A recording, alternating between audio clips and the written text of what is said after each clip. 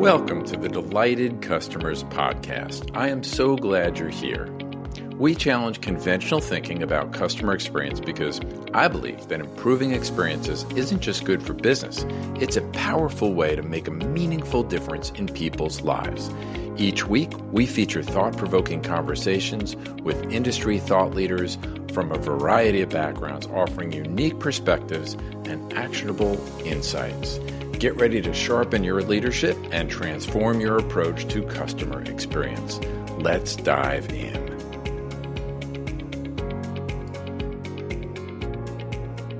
I'm excited to dive into today's conversation on the Delighted Customers podcast with my guest, Lisa Schwartz. Lisa is the COO, Chief Operating Officer, for Mathematica. Mathematica is a leading research and data consulting firm, and Lisa has a broad background in research. She actually has her PhD in psychology from actually a fantastic school, one of the best schools in the entire country. We all know it. We all love it. Go Terps. Go Terps, University of Maryland, College Park. Yes, I didn't quite go as far as a PhD. I just got my bachelor's there. But welcome to the show, Lisa. Thanks, Mark. It's great to be here. I'm excited to be here and talk with you today. So much fun to talk about research and how important it is to have the academic side support what we're doing in the business world, particularly in the world of customer experience management. And I'd like you to share with the audience, if you could, I mentioned your background in psychology, but share a little bit about your background and what you're doing today. Sure, I'd be happy to. So, I am a trained psychologist, which has its benefits for sure. And there's a through line here. But I went from academia to working for the government doing data collection and then moved to a research firm 20 years ago. I came to Mathematica. I started in a project leadership role and was very fortunate. I was able to progress up to executive leadership where, as you said, I'm now the COO. I run business operations. I lead key strategic initiatives. And since 2019, I have been leading, designing, implementing, refining our customer experience program. So you might be wondering, why is that the job of the COO? I think there's a little bit about Mathematica's background and our history that's important for your audience to understand. Mathematica started in 1958. When a Princeton professor, our headquarters are still in Princeton, New Jersey, a professor at Princeton had the great idea that he could start a business that would combine the 1958 era power of computing with the rigor of research methods to solve complex social problems. That was his dream. About a year later, a few more accomplished academics came over and Mathematica took off with a mission to improve the lives of people, initially in the United States and then over time around the globe, by providing policymakers, people who run social programs with evidence so that they can make better decisions. Those programs could be better, and the people who benefit from those programs could attain self-sufficiency, have better lives. That's the mission of the organization. None of that has changed. So it's still our mission. We still believe in harnessing the power of data and computing to solve social problems. And so that's what we do. And I think that the academic roots that are very deeply embedded in the company have real implications for how we've had to think about evolving as we move towards a much more client-centric, customer experience-focused company. So if you think about the academic model, there's, I think, a few things that are really important. Most academic researchers get funding to pursue research that is of interest to them. And the goal of that funding is to deepen the knowledge of the field. So there's a field of study, and that's what you're contributing to. There's not really a client in that model. There's the funding organization, but they're going to be pretty hands-off, provided you have a good track record, those sorts of things. So there was this distance sort of from the customer sort of built into that model, and there was also this autonomy built into that model. Pursue what you're interested in. Both of those facts held true for us for a very, very long time. We're an employee-owned company. Our employees are our shareholder. We make decisions about the types of work we want to pursue, largely based on what our staff are interested in terms of they want to harness their passion. They want to dive deep into business development. They want to write a winning proposal. That's how those decisions get made. So there's still that level of autonomy. And since I joined 20 years ago, we've been sort of gradually moving away from the notion that objectivity, which is important in research, is not the same thing as distant from the client that you're working with to try to solve the problems on their behalf. So in 2019, when I jumped in and started leading this, we had expanded our markets. So we work for state and local governments, the federal government, commercial entities, philanthropic entities, and expanded our offerings beyond research to data and advisory services, a whole host of other technical kinds of solutions that we can bring. And so it just became really important that we bridge that objective distance and recognize that we're not working on problems because they interest us. We're working on problems because our clients have a need that they are trying to meet or a problem that they're trying to solve because they too have a mission to improve public well-being. So I have been spearheading this effort since 2019. 2019, so just about 6 years. Yeah. And what types of clients? You mentioned government at different levels and now commercial and so forth. You mentioned now global. Tell us a little bit about how you're structured. Yeah. So we're structured. We have one big business unit, but it's structured by division. And then those divisions combine health and human services across those markets. So across federal, except for state and local, that's separate. So federal health and human services, philanthropic health and human services, we have a global division, and we have a state and local division. And then I sit outside of the business along with my other administrative colleagues running across the enterprise to bring client centricity and client experience and other things to have it consistent or at least understanding where it needs to be different across the business unit. Nice. Okay. So we're still matrixed. Still matrix, and that gives us a lay of the land of how you're structured. You know, you and I talked about understanding the customer journey, and in particular, one area that I found, it often doesn't get a lot of attention, to be honest with you. We're going to be talking about customer onboarding, client onboarding, and I just think that's so critical. It's the old adage, like, you know, the first date, you only get one opportunity to make a first impression. Mm-hmm. The first date goes bad, good luck with the rest of it. You know. Yeah. And think there's probably, and we're going to talk about this a little bit, but this idea of sticky onboarding that creates lasting relationships, that there is, it just makes common sense that when they come, and I found they come on board in a positive way and their experience is good. And to be honest, what I've found is that sometimes even the referral in matters. The fact that you're coming in as a referral, right? But even if you're not, and you just come on and you have this really good experience, you're going to probably be more open to trying out new products, right? You're going to stay longer. You're going to be a more profitable customer, and you're going to engage with us, whether that's digital, whether that's, you know, doing reviews and liking us, sharing referrals, sharing knowledge about us and advocacy and so forth. So what are we talking about when we talk about onboarding, and why is it so important to a topic to business leaders, not just CX leaders? Yeah.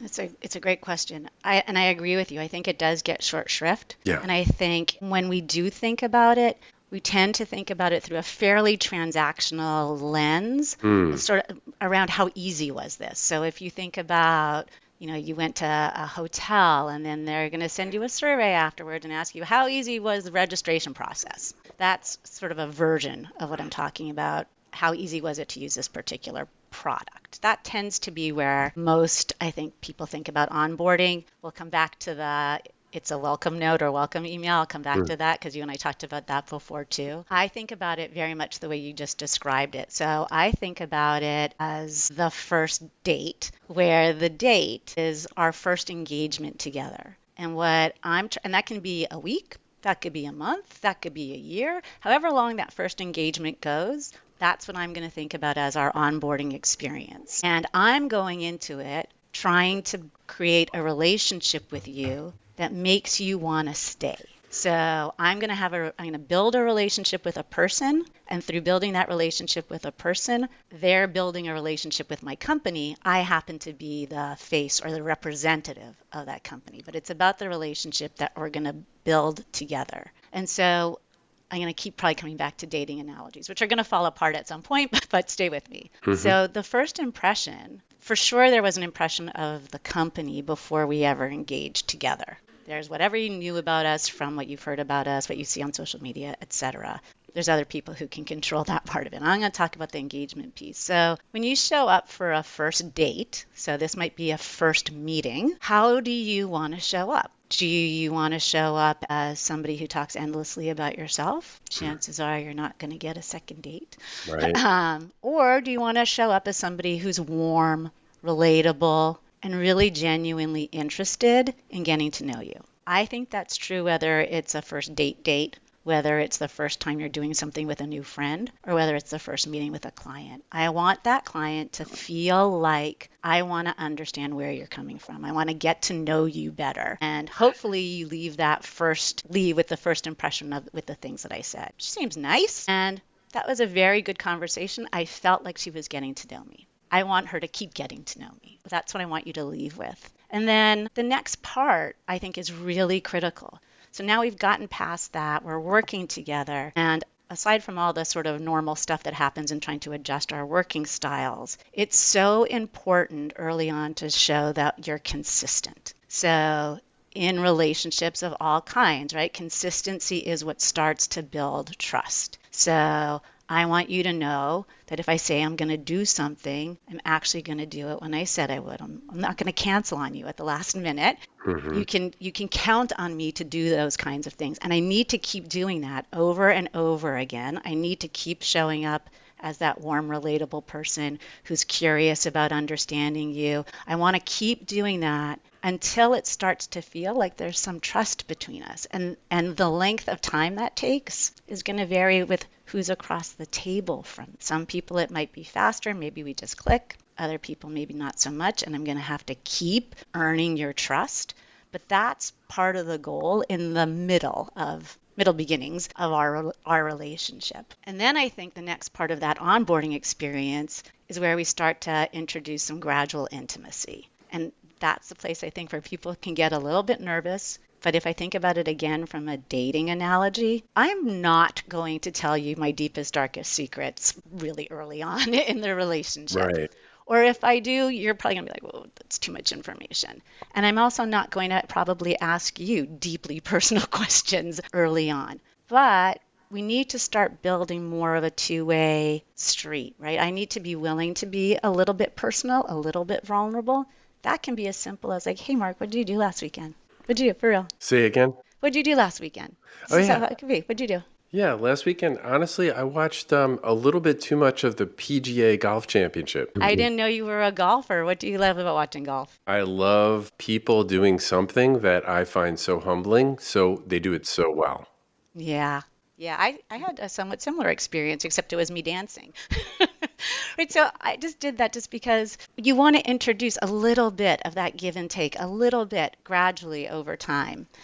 And then I think what I'm really looking for is at the end of that initial engagement, we have built a relationship that leaves you feeling like you would rather work with me, meaning my company, because you're associating it with me. You would rather work with me on your next thing than anybody else, because the experience was, on the whole, positive, centered on you, and that over time, we built the kind of relationship that lasts, hopefully for many, many years. That's how I think of onboarding. It's that whole first period. Yeah, that's great. When you're talking, of course, my antenna are popping up. I have to ask you, because I'm going to riff on this just a little bit. Sure. I have to ask you, are you familiar with the trust equation? I am, and I love the trust equation.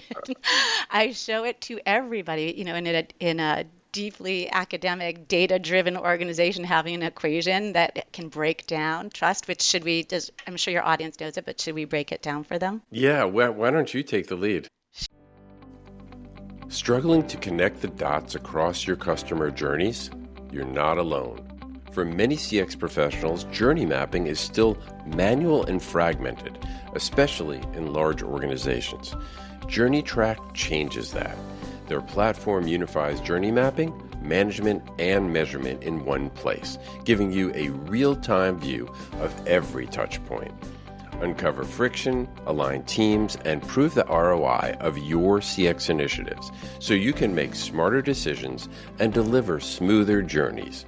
Want to see how AI can help you map smarter, not harder?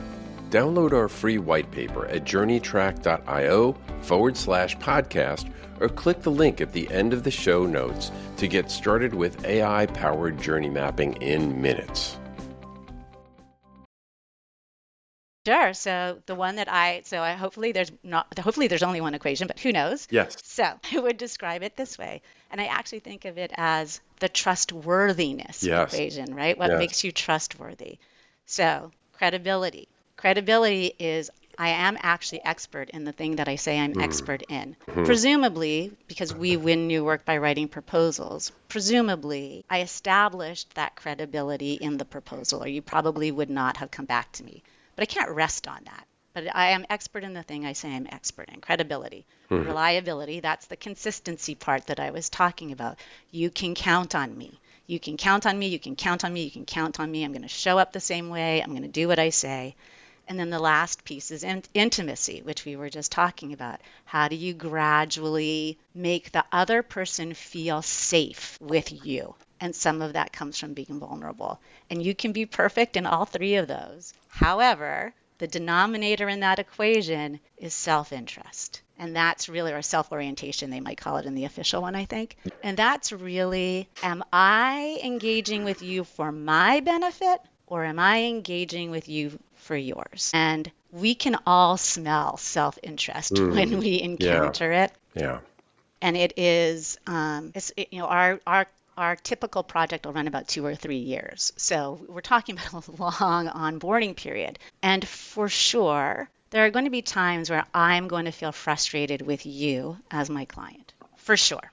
And what I try to help our teams understand is that when I'm feeling frustrated and thinking like, oh my God, he can't make a decision, or he keeps changing his mind, or he keeps not showing up for our meetings, whatever it might be, whatever's frustrating me, that frustration is my body's way of telling me, you need to look at this from the other perspective. You need to slow yourself down. It's true that you need to keep the work moving, right? You have all sorts of pressures, but when something's going awry and there's friction in the relationship, try to look at it from their perspective and start to ask more questions to understand what's happening on their side that I don't know about. And because I don't know about it, I am somehow missing the mark. And if I can flip from frustration, which is self-interest, to what don't I know about that might be going on your side, that's other interest. And now we're becoming trustworthy. Yeah, I love your explanation of it. And this is something that is near and dear to my heart. The listeners of the show know I offer a Trusted Guide Roadmap Masterclass for CX leaders who want to do change. And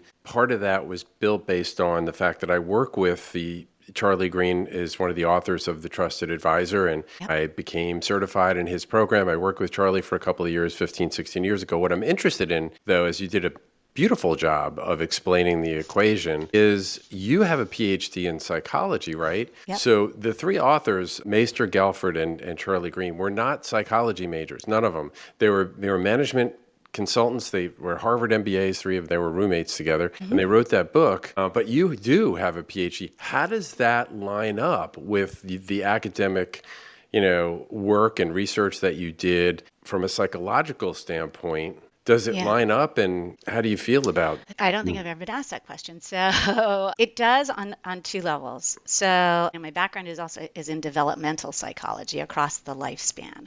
And so if I think back to our earliest relationships, right? Babies and their parents. Attachment theory would emphasize that consistency piece. Babies and parents bond because parents over time get to understand the different cries that their babies make, and so they can meet that baby's need who doesn't have any other way to let that need be known. So that it makes total sense from like an attachment theory lens for me. The other piece of this that resonates is everything we just said. Again, it applies to any relationship, because it's about what people need And so there's a fundamental piece of what we need that is just at the, if I think about a hierarchy of needs, right? Safety, right? Basic food and water, got it, right? Shelter, got it. Safety is really, really important. And our brains can perceive any type of social threat, which could be you're afraid, you got a big project. This is your first really big project that your boss gave you, and you contracted with me to get that project done and done well. So if I am not making you feel safe and certain that this is going to go well and you're going to look good in front of your boss, you're not safe. And you might get really micromanagey. Who knows what you might do? But it makes sense from the standpoint of human beings, but it also makes sense from the standpoint of, I don't know if you know the Gottmans who do. Sure. It completely makes sense also if I look at it through a Gottman lens, right? So through a Gottman lens, one of the things that I think about, I don't know if you're familiar with their work around the emotional bank account, but Go ahead, share some more. the emotional bank account is basically you want to put in more deposits, things that build positive experiences between you and your partner, you and your friend, you and your client, right? You want to put in more positive experiences. In this sense, I think of it as more trust earning, trust building experiences. Then you're making withdrawals. So a withdrawal is going to be in terms of a client experience. It could be something that eroded trust. Maybe I was late with that deliverable. Maybe I made a really big mistake and I didn't tell you about it and I just tried to fix it without letting you know and it came back and bit us in the butt, right? Like those are trust eroding. Those are withdrawals. Well, what do the Gottman say you should do? Yeah, I just want to, well, go ahead and finish that thought and then I want to come back to what Sure. Yeah. So you want to make repair. And I think repair depends upon your ability to own the mistake that you made and then sit side by side to find a better solution and maybe some preventative step that you could take. And what we tend to do with clients is something's gone wrong, we get our talking points together. Right? We get our talking points together. Now we want to make sure that we have sort of the whole story is straight.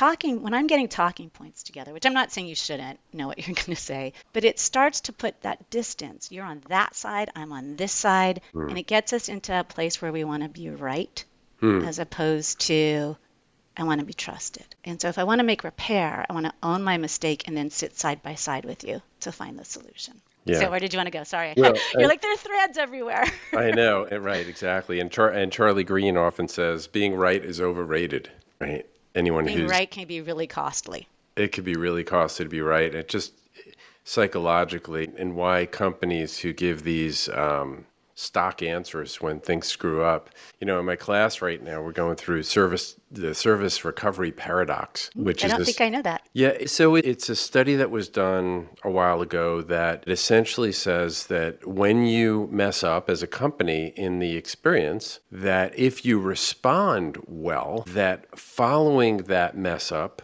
the actual loyalty, customer loyalty or satisfaction levels actually rise above where they would have been on the trajectory. I believe that. Because you're going through something tough together, and that's where it's an opportunity to build trust. The word of caution from people in the industry is you don't want to try and design service failures and so that you can show recovery. So you have the chance to do it, right? Right, because there's only a point to which, like you talk about consistent, if you keep doing it, then your response becomes questionable. Well, and it's the denominator again. Whose interest is that in if you're designing failures? It's certainly not in your customer's interest. Yeah, I mean, hopefully they wouldn't be onto it, but it's just bad. It's a rich conversation we have at MSU in the class because, people say, well, you shouldn't have service failures. Well, that's impossible. It's impossible to avoid, right? No matter whether you're a surgeon, pilot, or an airline, you're hospitality, delivering proposals for government. Everybody makes mistakes once in a while, right? Yeah. Yep. And so there's a certain level of understanding. But to your point about trustworthiness, I love how you describe the four variables in this. And I'd like to talk to you a little bit more about, well, first about what are some of the myths that companies have about client onboarding and their approach to it or lack of approach to it. Yeah. I mean, we did talk a little bit about that sort of, it's a very narrow window of a transaction. And I think that's a myth. I think we're going to talk about one of my favorites, which is the welcome email, which I think people think like that's it. I have very mixed feelings about that. I don't think, I think if that's all you do, it's insufficient for sure. Again, it's something that if it can come across as genuine, it can be really powerful. When we talked last time, I told you about this postcard that I got from a company that I worked with when I worked with them for the very first time. That was bright yellow, big thank you, handwritten on the back from their CEO, very brief, but just like genuinely expressed excitement to be working with me. It was such a small gesture, Another Gottman thing just reminded me. And yet it meant so much to me. No one had ever, I've hired tons of consultants. No one had ever done that before. I still have the postcard and I show it to people to remind them of what a personal touch can mean. So I think when done well, the welcome email is important, but that's not all it is. I think the other myth or misconception can be that it's sort of like one size fits all. This is what we do for everybody. I'm not a fan of that at any part of the journey because, again, it's a relationship. There's not one thing that's going to work for every single person that you meet. So you need to be able, especially if you're thinking about it as a slightly larger window, there's more opportunity to sort of tailor that personal gesture to who I think you are. And then the worst is probably if our services are great, if our product is great, you don't have to worry about that. And to me, that signals you don't particularly care if I'm your customer, as long as you have a customer. Right.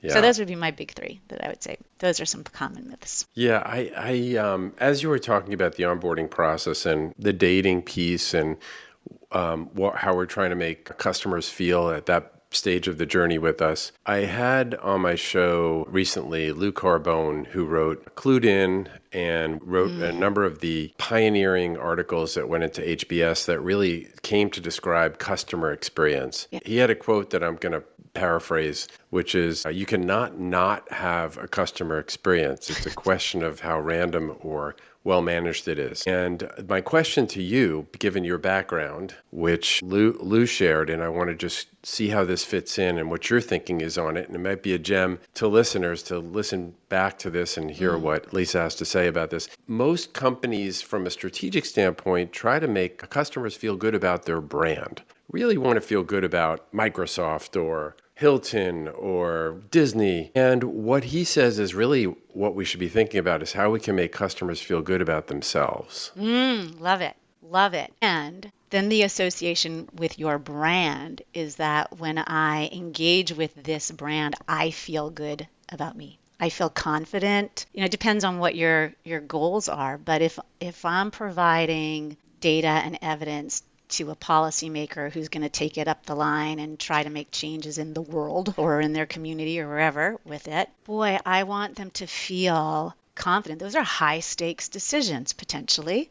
I want them to feel confident going to their boss. I want them to feel well prepared to talk about what the limitations might be, right? I want them to feel like they have command of what they are about to talk about. That's what I want. And so I couldn't agree with Lou more. It's about how they feel. I also think your brand, your reputation is only as solid as each individual customer experience that you create, right? Especially in this world where your brand can be tarnished on social media in a minute. We never know where our customers are going to be working next and who they might know and how they might talk about us. All these things matter. And I would much prefer that a customer just said, oh my God, I loved working with them. I would love that more than their report was really insightful. I'm good. Yes, the report should certainly be really insightful. But if you loved working with me, boy, that's That's the goal. Yeah, what do you want to leave them saying, thinking, feeling? It's the empathy map, saying, feeling, Yep. thinking, doing at the end of the conversation. Then reverse engineer the experience to that feeling. And that Yeah. requires a lot of critical thinking. It does. And I confess that I am one to trust my gut too much on these things because you can put a lot of analysis into it.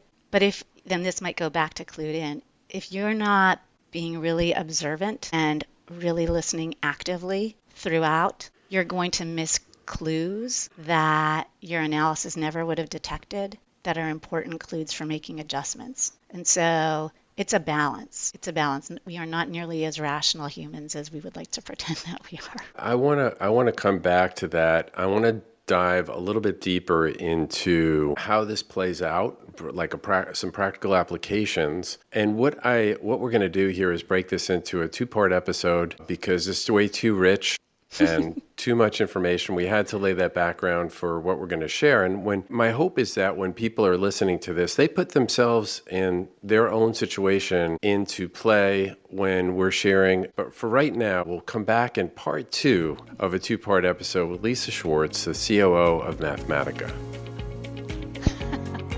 Well, that's wonderful. A 2-parter.